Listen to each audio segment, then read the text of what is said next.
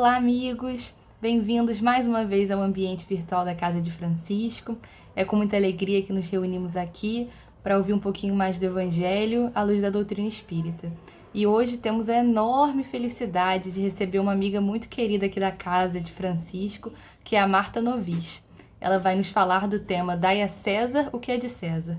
Então, para a gente iniciar o estudo, a gente vai ler uma página que se chama Diante de Deus e de César, que está no livro Dinheiro, que é um livro de capa verde do Chico Xavier por Emmanuel. Diante de Deus e de César. Em nosso relacionamento habitual com César, simbolizando o governo político, não nos esqueçamos de que o mundo é de Deus e não de César, a fim de que não sejamos parasitas na organização social em que fomos chamados a viver. Muitos se acreditam plenamente exonerados de quaisquer obrigações para com o poder administrativo da terra, simplesmente porque, certo dia, pagaram a máquina governamental que os dirige os impostos de estilo, exigindo-lhe em troca serviços sacrificiais por longo tempo. É justo não olvidar que somos de Deus e não de César, e que César não dispõe de meios para substituir junto de nós a assistência de Deus.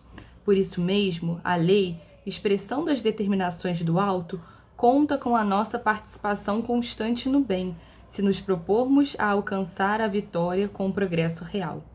Examinando o assunto nesses termos, ouçamos a voz do Senhor, que nos fala na acústica própria da consciência, e procuremos a execução de nossos deveres, sem esperar que César nos visite com exigências ou aguilhões.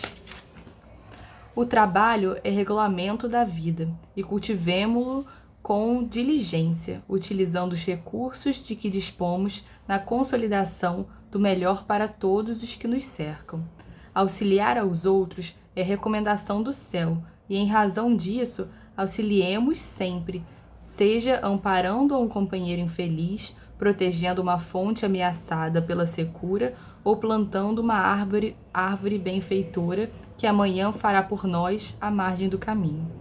Todos prestaremos contas à divina providência quanto aos bens que nos são temporariamente emprestados, e sem qualquer constrangimento da autoridade humana, exercitemos a compreensão e a bondade, a paciência e a tolerância, o otimismo e a fé, apagando os incêndios da rebelião ou da crítica, onde estiverem, e estimulando em toda parte a plantação de valores suscetíveis de estabelecer a harmonia e a prosperidade em torno de nós. Não vale dar a César algumas moedas por ano, cobrindo de acusações e reprovações todos os dias. Doemos a Deus o que é de Deus, oferecendo o melhor de nós mesmos em favor dos outros, e desse modo César estará realmente habilitado a amparar-nos e a servir-nos, hoje e sempre, em nome do Senhor. Vamos agora, meus irmãos, fechar os nossos olhos, elevar o nosso pensamento a Deus, nosso Pai de amor, Jesus, mestre amigo, e a espiritualidade tão querida, companheira da Casa de Francisco. E juntos agradecer a oportunidade, já entoando o estudo que teremos hoje, agradecer a oportunidade que temos dos alimentos, da moradia, da vestimenta, do acesso à educação e à cultura. Agradecer todas essas oportunidades que, como lemos hoje, são ferramentas para que nós consigamos fazer o bem e trazer todos esses conhecimentos, essa bondade e amor para as pessoas à nossa volta. Então, Senhor, pedimos na noite de hoje, no dia de hoje, o amparo para que possamos fazer o melhor que cabe a nós, o melhor que está ao nosso alcance, com os instrumentos que temos nessa vida. Pedimos também o amparo da espiritualidade para todo o nosso planeta, para os governantes, as pessoas que estão acamadas, todos aqueles que precisam nesse momento. Sendo assim, fica conosco, Senhor, hoje, agora e sempre. Que assim seja.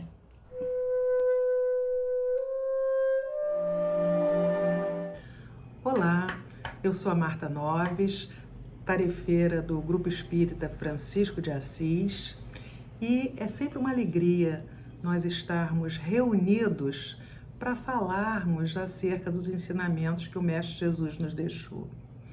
Nós hoje vamos refletir acerca do tema Dai a César o que é de César. Esse tema está dentro do capítulo 11 do Evangelho segundo o Espiritismo, cujo título é Amar o Próximo como a Si Mesmo. Bom, antes da gente começar a falar sobre o texto propriamente dito, é preciso que a gente volte lá naquela época de Jesus, para nos lembrarmos que naquela época havia um grupo, o grupo de fariseus. Eles queriam a todo custo achar alguma coisa que denegrisse a imagem de Jesus. Então, vez por outra, eles faziam perguntas para colocar Jesus em contradição. A gente sabe também que já naquela época, os judeus pagavam seus impostos aos romanos, porque, na verdade, eles eram subjugados, ao povo romano. E eles tinham pavor de pagar esses impostos. Então, o que eles fizeram? Eles pegaram alguns romanos, os fariseus, juntos com alguns romanos, e foram até Jesus. E, chegando até Jesus, eles dizem, Ah, Senhor, nós sabemos quanto o Senhor é verdadeiro, que não faz distinção entre as pessoas. E a gente queria saber a sua opinião. O senhor acha que nós devemos pagar ou deixar de pagar os impostos a César? César, imperador romano, naquela época. E aí Jesus, ao ouvir aquele questionamento, imediatamente se refere a eles como sendo hipócritas, Vocês vivem querendo me tentar, vocês vivem querendo fazer com que eu caia em contradição. Aí ele vira-se para eles e diz assim: de quem são a imagem e a inscrição que consta na moeda com a qual vocês pagam o tributo? E aí, imediatamente, eles responderam: de César. E aí Jesus, então, diz a eles: dai, pois, a César o que é de César, e a Deus o que é de Deus. Os fariseus e os herodianos, ouvindo aquela resposta, imediatamente se retiraram. Eles não tinham mais sobre o que falar, não tinham mais o que perguntar. E isso foi retratado nos evangelhos de Mateus e de Marcos. Mas eu chamo hoje a nós todos para refletirmos mais amplamente sobre esse tema. Porque, apesar de ser um tema em que se fala de dinheiro, dá a César o que é de César, a Deus o que é de Deus, na verdade, Jesus usa uma moeda, está se falando ali de imposto.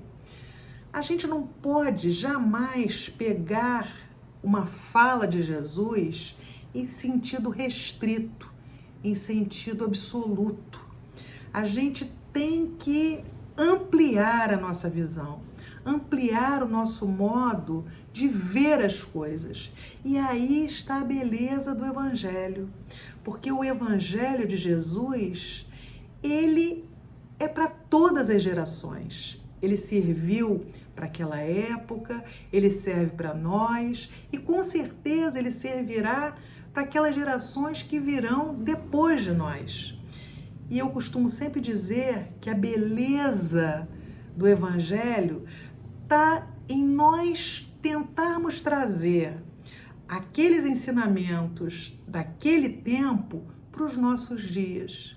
Então, Kardec, no item 7 do Evangelho segundo o Espiritismo, nesse mesmo capítulo, ele nos faz um convite a abrirmos a nossa visão, a não ficarmos apenas pensando na questão da moeda. Porque dai a César o que é de César também fala da forma como nós devemos proceder para com o outro. Na verdade, nós devemos proceder para com o outro da mesma forma como nós queremos que o outro proceda para conosco. A gente observa que Jesus condena qualquer prejuízo material, mas também moral que a gente possa causar a um semelhante nosso. E essa fala dele também nos diz a respeito do quanto nós devemos respeitar o direito do outro, para que o outro respeite o nosso direito. E quando a gente fala de respeito, a gente está falando de justiça. E Kardec, ele abre ainda mais esse leque, dizendo que essa fala de Jesus também vem fazer com que a gente reflita acerca dos deveres que nós contraímos para com a nossa família, para com a sociedade em que estamos inseridos, para com as autoridades que fazem parte dessa sociedade e também para cada um dos indivíduos que fazem parte desse contexto em que nós vivemos. Não à toa, dai a César o que é de César e a Deus o que é de Deus, está dentro do capítulo Amai ao próximo como a si mesmo. Será que isso foi por acaso? Será que por acaso isso está dentro desse capítulo? Observemos que Kardec, ele resgata os ensinamentos do Mestre Jesus e lá na terceira parte do Livro dos Espíritos, ele elenca as leis morais. E observemos que a última lei moral é composta de 3 elementos. Kardec não fez uma lei de justiça, uma lei de amor e uma lei de caridade. Ele batizou a última lei como lei de amor, de justiça e caridade. Ora, o fundamento da justiça divina é o amor. Nós não somos amados por Deus por aquilo que a gente apresenta. Ele simplesmente nos ama. Não há exclusão no amor divino. Nós podemos fazer as maiores atrocidades e Ele continua nos amando. Ele não desiste de nós. Então a pergunta é, se o Pai não desiste de nós, será que nós temos o direito de desistirmos de nós mesmos? Será que nós temos o direito de desistirmos daqueles que estão ao nosso entorno? Ora, na pergunta 879 do Livro dos Espíritos, Kardec pergunta aos benfeitores qual seria o caráter do homem que praticasse a justiça em toda a sua pureza. Os benfeitores respondem: o do verdadeiro justo, a exemplo de Jesus, porquanto praticaria também o amor do próximo e a caridade, sem os quais não há verdadeira justiça. Então observemos que os espíritos dizem que não pode haver justiça se caridade e amor ao próximo não estiverem juntos. Mas Kardec pergunta aos benfeitores, lá na 886, qual o verdadeiro sentido da caridade, como entendia Jesus. E os benfeitores respondem: benevolência para com todos, indulgência para as imperfeições dos outros e perdão das ofensas. Então vejam que falar de caridade para Jesus não significa a caridade material. É muito mais fácil a gente abrir a bolsa para dar 10 centavos, R$1, R$10, R$100, de acordo com as nossas posses, aquele que precisa, do que nós conseguirmos sermos bons, fazermos simplesmente o bem, ou então não sermos tão rigorosos, apontarmos tanto o defeito que o outro tem. E como é difícil para nós o perdão. Então, essa caridade moral, que é a caridade como Jesus entendia, é muito complicada ainda para nós. Então vejamos, nós encontramos hoje em nossas vidas, cada um de nós traz uma história, mas o que a gente vê hoje em dia dentro da sociedade onde a gente vive? Pais com demência, pais com Alzheimer, filhos que enveredam por caminhos tortuosos, amigos que marcharam por estradas equivocadas. Vemos também um morador de rua, muitas vezes agressivo, outras vezes não, o alcoólatra, o drogado. E muitas vezes essas pessoas fazem parte da paisagem real do bairro onde vivemos, da cidade em que moramos, do mundo onde habitamos. Mas nós, por egoísmo, continuamos querendo admirar apenas as paisagens irreais, fantásticas, aquelas que são preparadas para os turistas. Preferimos viver no mundo de Alice, escondendo a sujeira para debaixo do tapete. Só que a sujeira que a gente quer esconder, muitas vezes são pessoas que acabam por se misturar ao lixo das ruas e que não podem sair dali com o árduo trabalho dos garis. E aí vem a pergunta: quantas vidas já vivemos? Quantas ainda viveremos? Hoje são eles. Amanhã seremos nós. Que direito temos nós de simplesmente desistirmos deles? De simplesmente preferirmos ignorá-los. Ignorar que essas coisas existem em nossas vidas. Então a gente coloca de lado. A gente coloca de lado aquele amigo que nós achamos que não está em consonância com aquilo que a gente pensa.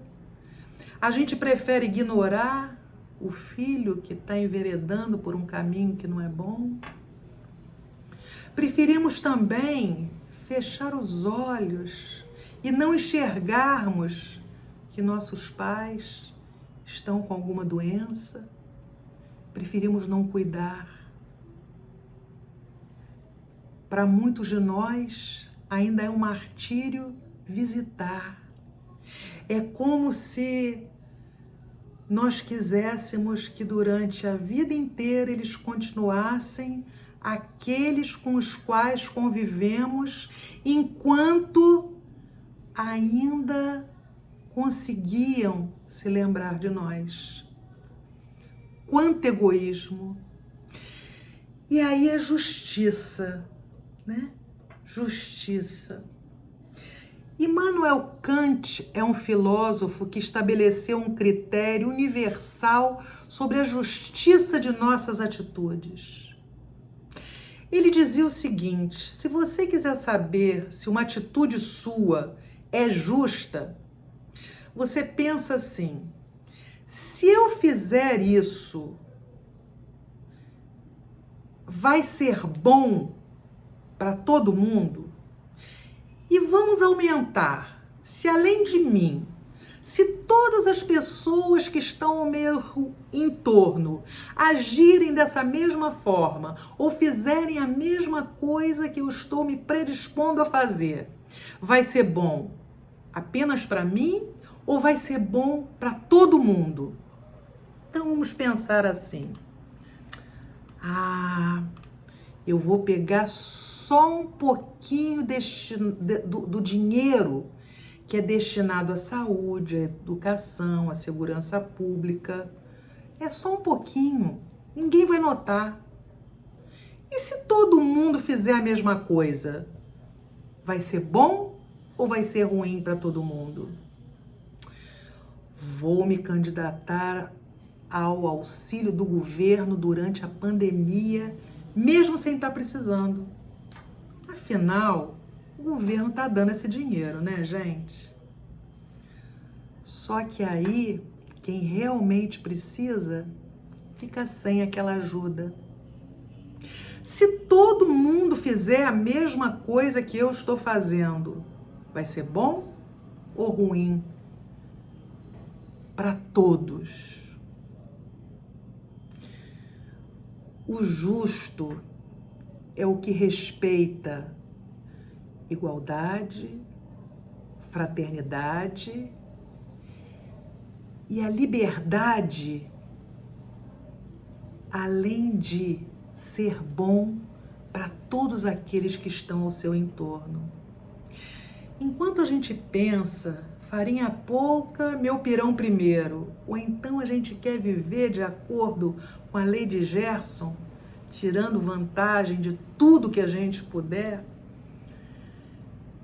a gente não vai conseguir vislumbrar magicamente aquilo que a gente tanto quer, que é ver o nosso planeta regenerado. Ou a gente muda por dentro, ou a gente começa a transformar as nossas atitudes diárias, ou a gente vai continuar como Alice, no País das Maravilhas, até o dia em que, condenados à morte pela Rainha de Copas, descobriremos que o mundo das maravilhas não passou de um sonho. Justiça. No livro Contos e Apólogos, o irmão X, através das mãos de Chico Xavier, no item 35, cujo título é Questão de Justiça, vem nos contar uma história bem interessante. Ele diz para nós que um grande juiz que vivia num planeta muito mais desenvolvido que a Terra, pois nesse planeta o amor já estava solidificado no coração de todas as criaturas, recebeu como incumbência vir à Terra para ver como andava o progresso do direito, da justiça entre os homens depois da vinda de Jesus. Porque lá eles sabiam que havia imagens do Mestre em santuários, nos lares, nas escolas, mas eles estavam interessados em saber como é que estava sendo feita a aplicação desses ensinamentos. Como é que estava isso na prática? E aí, esse juiz veio com outros companheiros, mas ele veio revestido de poder para poder falar, se exprimir no planeta. Ele então foi para uma capital onde havia uma civilização bem moderna. E chegando nessa cidade, ele adentrou um tribunal.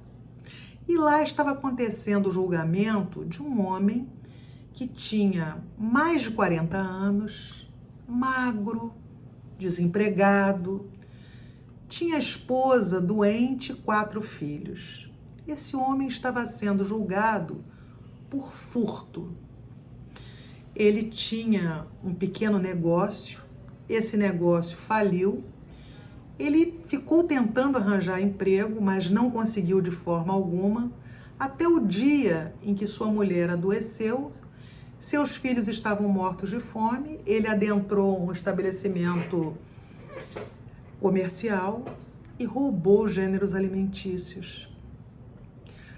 Mas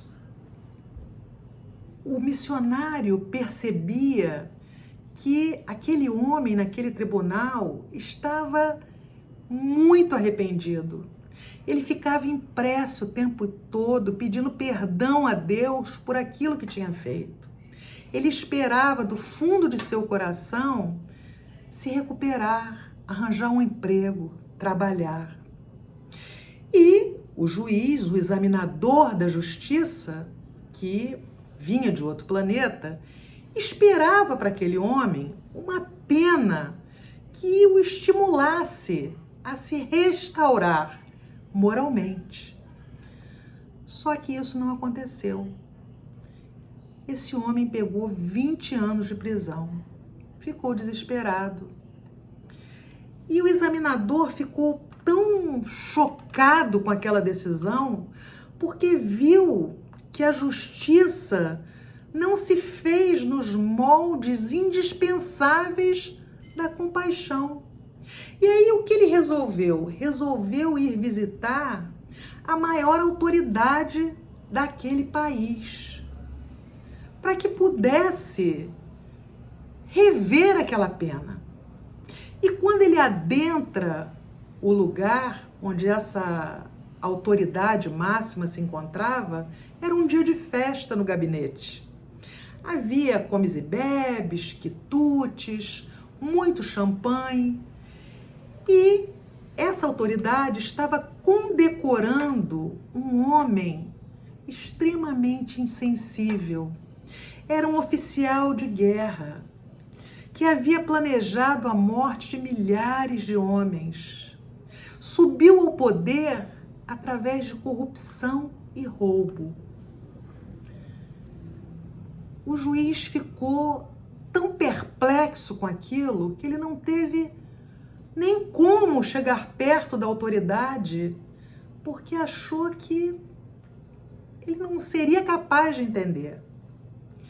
E aí então ele volta para o seu planeta e pede 500 anos para continuar observando a justiça no nosso planeta, porque com certeza havia algo de muito errado com a justiça humana. Nós somos injustos, nós ainda não aprendemos a lidar com a justiça. Nós ainda não conseguimos reunir a justiça com o amor e com a caridade. Continuamos pensando pequeno, continuamos só enxergando a moeda que tem o brasão do imperador. Nós só conseguimos continuar enxergando César e nos vendemos as coisas materiais. Esquecemos das coisas do espírito, esquecemos de nos prepararmos. E aí fica a pergunta para nossa reflexão nesse dia de hoje, nós já entendemos o que significa justiça?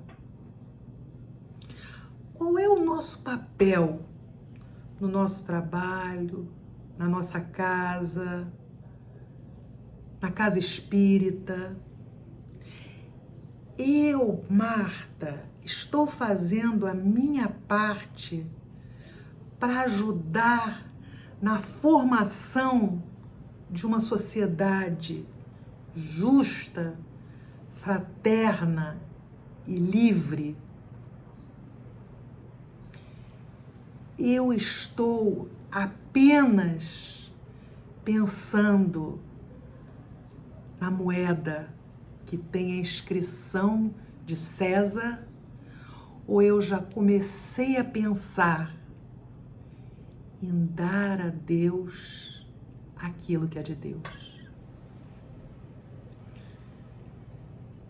Que Jesus abençoe a cada um de nós e que a gente possa sair daqui pensando sobre a justiça e sobre como nós temos agido e pensado acerca dela. Que Jesus nos abençoe. Deus nosso Pai, de infinita bondade e misericórdia, Jesus nosso irmão amantíssimo, companheiro, conselheiro de todas as horas, espiritualidade maior, que sempre está conosco, nos orientando nos trabalhos da casa de Francisco de Assis. Agradecidos estamos por estas palavras trazidas por nossa querida Marta. Palavras essas que calaram em nossos corações e que possamos com elas nos transformar em pessoas melhores e levar o nosso melhor para aqueles que encontrarmos. Abençoa nessa casa que nos acolhe e nos dá oportunidades de trabalho e de estudo. Abençoa os nossos companheiros dos dois planos da vida, abençoando ainda nossa cidade, nosso país, nosso planeta. Que possamos colaborar para a melhoria da psicosfera e que possamos, Senhor, responder presente ao seu chamado.